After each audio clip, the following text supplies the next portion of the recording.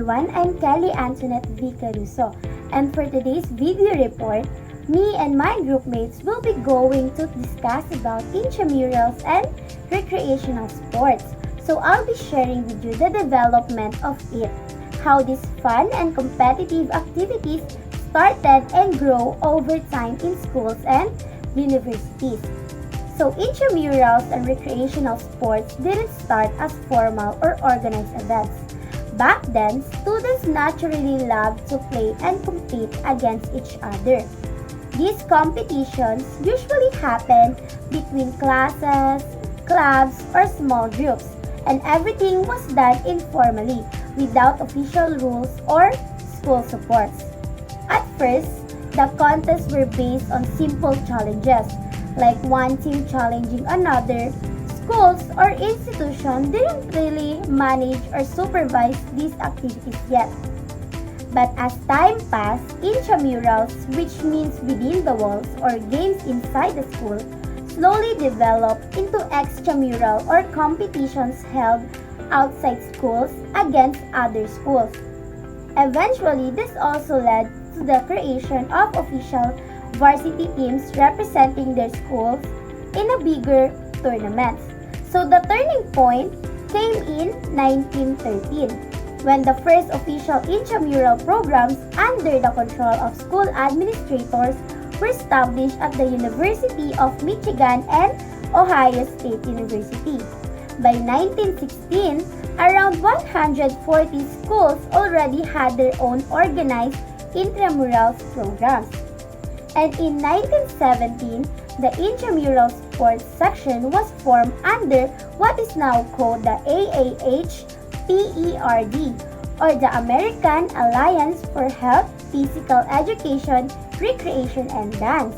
And later on, in 1923, intramural sports for women began in college and universities. Then, by 1925, these programs also started appearing in high schools and secondary schools.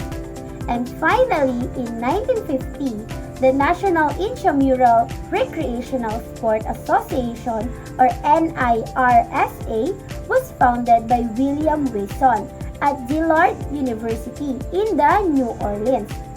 This organization helped improve, support, and promote intramurals and recreational sports across schools and universities. And that's how intramurals and recreational sports develop, from simple, friendly challenges into an organized program that promotes fun, fitness, teamwork, and school spirit. So thank you for listening, and I hope you learned something new today. To continue our discussion, let's now listen to the next reporter as they explain the next part of our topic. So good morning everyone, I am Roxanne Waibuko, and for the continuation of our report, on August 20, 1901, American teachers, also known as Thomasites, arrived in Manila with a mission to promote education in the field of physical education and athletics. These teachers played a major role in re-establishing schools across the country, especially in the Philippines. So in the early stage, qualified American soldiers like Thomasites were assigned as teachers. So their efforts led to the birth of inter-school sports competition. Early athletic programs include baseball and track and field, and later expanded into indoor baseball, tennis, and volleyball. To motivate students, the athletic badge competition was introduced to organize an individual with athletic achievements. So the PAF, or the Philippine Amateur Athletic Federation, was organized in a permanent basis in 1911 to protect the amateur athletics. As a result of this, the gaining of foothold of the athletics in the Philippines Islands, which was caused by American influence since 1899. So the PAF, or PAF, soon grew in size and influenced other bigger and stronger organizations such as the following: the Bureau of Education, Bohemian Sporting Club, Inter-Bureau Associations, U.S. Army, University of Santo Tomas, University of the Philippines, Silliman Institute, and NCAA, and the National University. So that will be all. Thank you. So once again, good afternoon to each and everyone. My name is Janessa Arcadelinia, and now I will going to continue the discussion of Miss Boko, that is all about the intramurals and the creation of sports. So in 1938, Mr. Seratina Aquino, the Superintendent of Physical Education, recognized interprovincial sport meets. So this restructuring streamlined athletic competition between the different provinces. So these are interprovincial meets were participated in the following. So the first one is Northern Luzon Athletic Association, Central Luzon Athletic Association, Manila Bay Athletic Association, and Solar School Athletic Association, and Southern Luzon Athletic Association, and East Visayas and West Visayas, and also the Mindanao Athletic Association. So athletic meet were held in different places like Sorsogon, Malolos, Dumaguete, Bacolod, Manila, Tarlac, Batangas, and Cabanatuan till the outbreak of the World War II. So, the Palarong Pambansa, the national level competition showcasing the country best young athletics. So, directly benefits from a robust physical education curriculum. So, from Carlos 1984, assertion highlights the significant contribution of the physical education or PA to the development of competitive athletics in the Philippines. So, this isn't merely about producing athletes, it's all about building a foundation for a thriving sport ecosystem. Hello everyone, I am Yula S. Riguera, and now I will be discussing briefly the different perspectives of athletic meets in the Philippines. So athletic meets in the Philippines are more than just sporting events. They reflect a wide range of perspectives from athletes, coaches, organizers, schools, and communities. These events showcase not only physical talent but also discipline, teamwork, and school pride. This discussion examines the different viewpoints surrounding athletic meets, specifically in legal perspectives. The different sports in the Philippines are one of the main concerns of our government. This is stipulated in the 1987 Constitution, Article 14, which states to foster the values of self-discipline, teamwork, and excellence for the development of healthy and alert citizenry. The Constitution adopts the state policy of promoting physical education and encouraging sports program, including training for international competitions. So in this constitution, it means that Article 19 of the 1987 Philippine Constitution emphasizes the importance of education, science, technology, arts, culture, and sports in national development. Specifically, Section 19 states that the state shall promote physical education and encourage sport programs, league competitions, and amateur sports, including training for international competitions. This policy aims to foster self-discipline, teamwork, and excellence among Filipinos, contributing to the development of a healthy, alert, and socially responsible citizenry. So the following are the level of sport competition undertaken by the Department of Education. So it starts from school intramurals program, next district meet, and the next one is the division meet or city or province. The fourth one is regional meet or palarong panrehiyon, and lastly palarong pambansa or national meet. Philippine Sports Commission is a government agency responsible of recruiting and of training potential athletes to represent the country to any international competitions such as Olympic Games and other international games.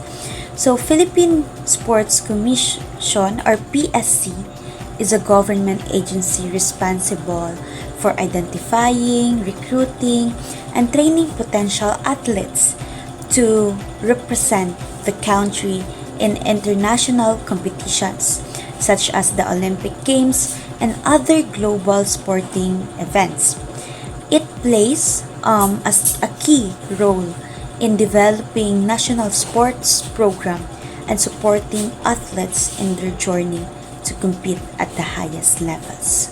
So that would be all about the legal perspectives. So good morning everyone, I am Romela Balsamo and I will be discussing about the philosophical and psychological perspective, and this is the continuation of the different perspectives of athletic meets in the Philippines. So the Philippine Sports Commission is a government agency responsible for recruiting and of training potential athletes to represent the country to international competitions such as the Olympic Games and other international games. So first, let's tackle about the philosophical perspective. So below are the three of the importance of philosophy to sport and the life. So first, to discover what there is to know. Second, to guide practical actions. And third, to produce a deeper understanding. Second, or the next one is the psychological perspective. So in athletic competitions, one must consider the factors affecting the learning and the performance of physical skills, and with how athletics are affected by both internal and external factors. So the performance of every athlete can be evaluated through the effect of motivation, arousal, anxiety, personal and social, and other factors. So that's all. Thank you. Good afternoon everyone. So by the way, my name is Livy May Nachal, and now I will discuss about physiological perspective. So when we say physiological perspectives, it focuses on understanding how the body functions during physical activity. It considers how various systems, muscular, nervous, respiratory, and cardiovascular work together to support movement and performance. So it was said that in competitions such as athletics can be seen in the areas of physiology, for it concerns with all the aspects of how the body adapts to exercise, as well as the function and contraction of the muscles, the working of the nervous system during physical activity, the functions of the respiratory system, and the working of the cardiovascular system. This can be associated even to sports medicine, which concerns in both treating and of preventing athletic injuries. Hence, the role of the coach and of the physical educator is to take precautionary measures and to prescribe best exercise programs to condition the athletes. So it was said it's all about muscles like muscles and nervous. So for example, muscle function and contraction. During exercise, muscles contract and generate force. Training can improve muscle strength and endurance. And next, it was mentioned nervous system. So the nervous system controls muscle movement and coordination. Efficient nerve signals help athletes perform better. And next, respiratory system. It provides oxygen to muscles and removes carbon dioxide, enhance respiratory efficiency, and improves stamina. And it was said cardiovascular system. So it delivers oxygenated blood to tissues and removes waste products. A strong cardiovascular system enables sustained physical activity. So in physiological perspective, there are advanced objectives in conducting athletic meet. So first is what we call meets for health. So for health is to promote healthful activities that improve physical fitness and overall well-being. So these activities, example, should be safe. It's important to have a sanitary and designed to enhance the health of participants.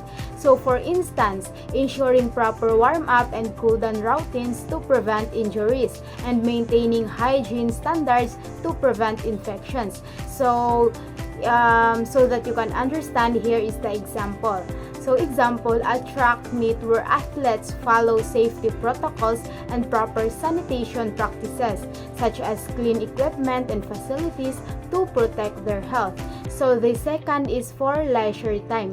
So here in leisure time, it encourages participation in sports and games as a way to enjoy leisure time wisely and meaningfully. So it's all about engaging in recreational activities that promote relaxation, social interaction, and personal enjoyment. The goal of this is to use leisure time beneficially, balancing physical activity with relaxation. So for example of this, organizing a friendly volleyball tournament among community members or students, which provides enjoyment, promotes social bonding, and encourages physical activity. So in my whole discussion or in the whole topic, the summary or the conclusion of my topic is that physiological perspective emphasizes the importance of understanding bodily functions to improve athletic performance and health. Athletic meets should prioritize healthfulness and safety while also promoting recreational use of leisure time, encouraging participants to enjoy physical activities and that contribute to their well-being and social interaction. So that's only for my discussion. I hope you learned a lot and thank you so much. I will be reporting on the continuation of the advanced objectives in conducting athletic meets under physiological perspective. I will explain each objective in a simple and direct way so we can all understand how sports events help us grow as students and as people. First, let's have development of citizenship. Athletic meets should help us learn how to live and work with others in our society. When we join teams, we develop team spirit. This teaches us how to support each other, follow rules, and be responsible just like in real life. Next, social contacts. Sports events should give us the opportunity to meet new people, make friends, and bond with others our age.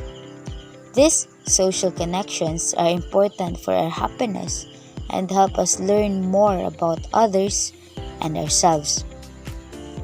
Next, we have pleasure in playing. Athletic meets should be fun. They should offer a variety of sports and games so everyone can join in. When we enjoy what we do, we stay active and healthy.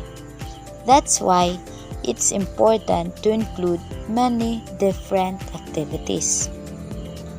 As for the last but not the least, let's have academic standing.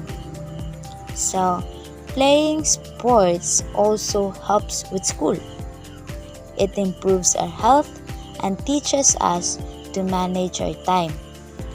When our mind and body are balanced, we do better in our studies. As Kalu said in 1984, the mind and body must work together. In conclusion, athletic meets are more than just games. They teach us teamwork, helps us make friends, bring us joy, and even support our studies. Sports can truly shape us into better individuals. That is all for my report. Thank you for listening.